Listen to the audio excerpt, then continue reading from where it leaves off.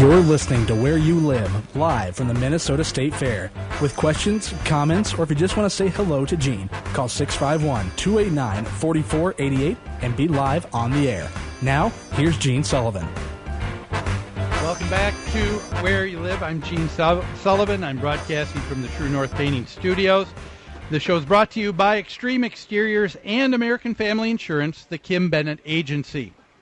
As an American Family agent, Kim believes that there's much more to insurance than the policy itself. It's about providing you with dependable protection and services. Kim believes that trust and credibility can't be demanded. It can only be earned by what you say and what you do. Give her a call at 651-482-1598 and tell her Gene sent you. It's time now to hear from the Minnesota Multifamily Association. The MHA Minute is brought to you by Start to Finish Contracting. Start to Finish provides 24-hour service for all your home and business maintenance needs. Call Start to Finish at 952-259-1219 for your home, for your business, for your peace of mind.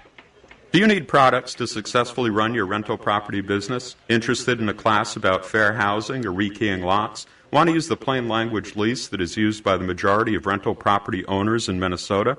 Then you should visit mmha.com. That's two M's, mmha.com. That's the website for the Minnesota Multi-Housing Association, the most comprehensive resource in the state for owners of everything from a duplex to hundreds of units, and for townhome and condo associations as well.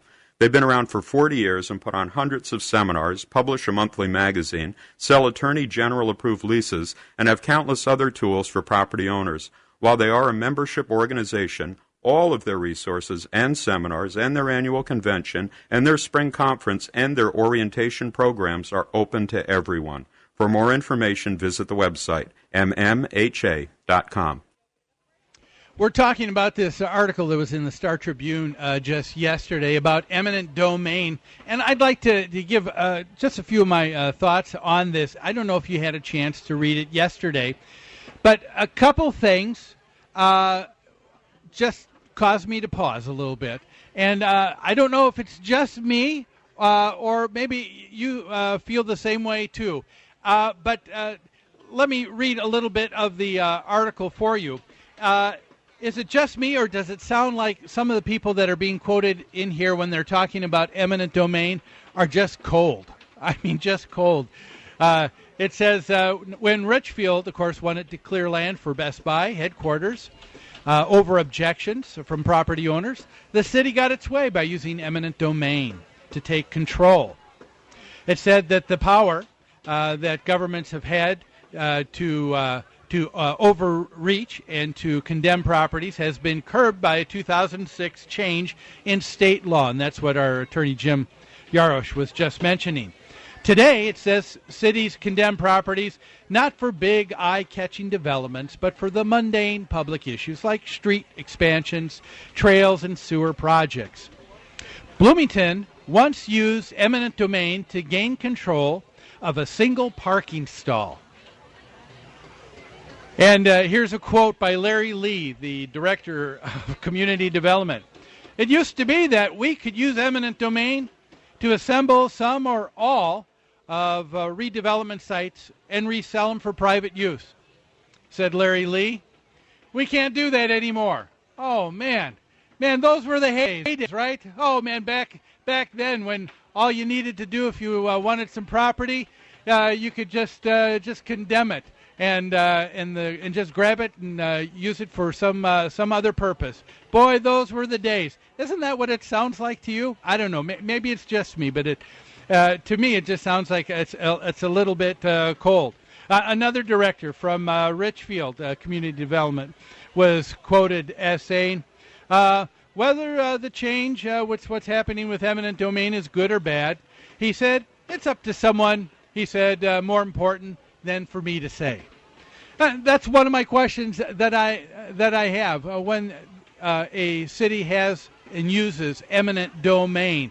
What are the reasons? What are the reasons for it? What is the process that they go through?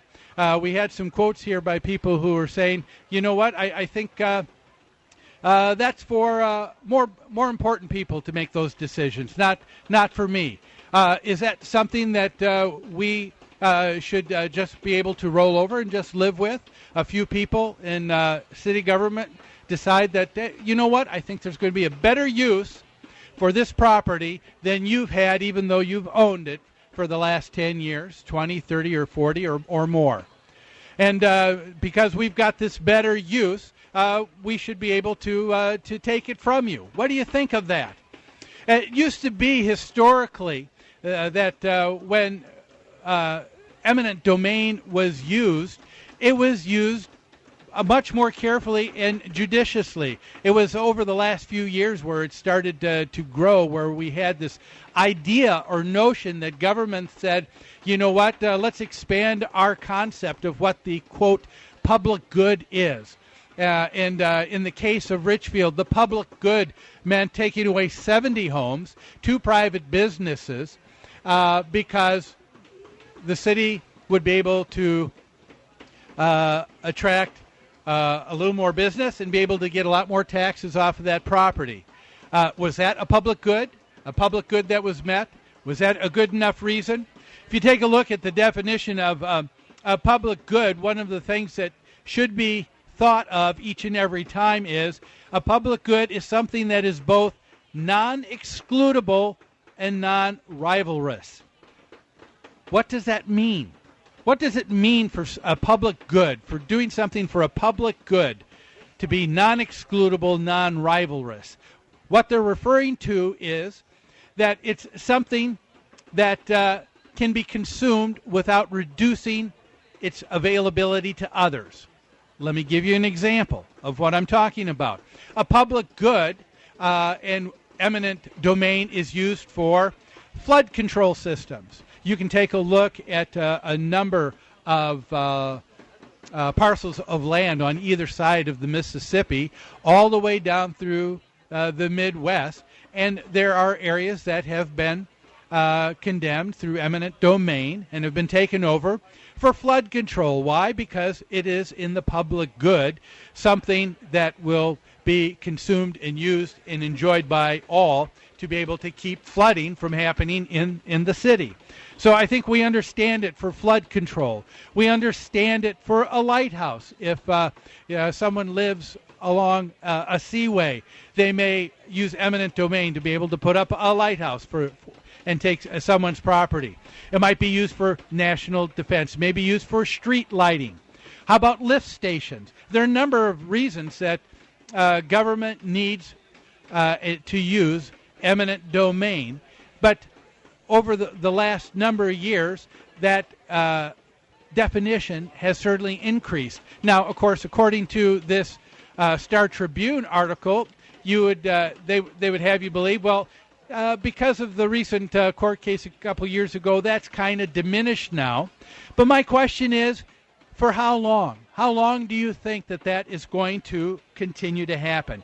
How long can you realize that the condemnation that's going to be used will just be for more specific projects like parks, for lift stations, and things of that nature?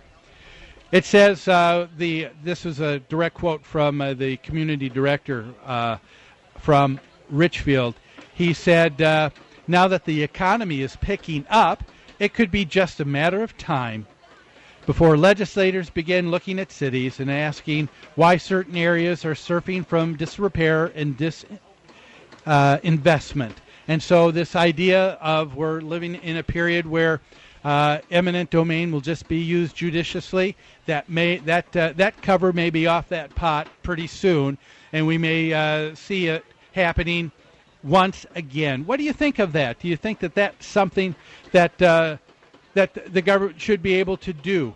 Do you think that there are other things that should be put in place as governs to take care of something like this so it doesn't get out of hand? These are questions that will need to be answered. Well, it looks like we're kind of running out of time here, so I think that's about all that we have for today's show. Folks, thanks for joining me today. We hope you have a great rest of the weekend. And join me here next Monday through Friday at 4 for special editions of Where You Live. See you then. You are the weakest link. Goodbye. Tough to say goodbye. Well, goodbye. I regret to announce this is the end. I'm going now. I bid you all a very fond farewell.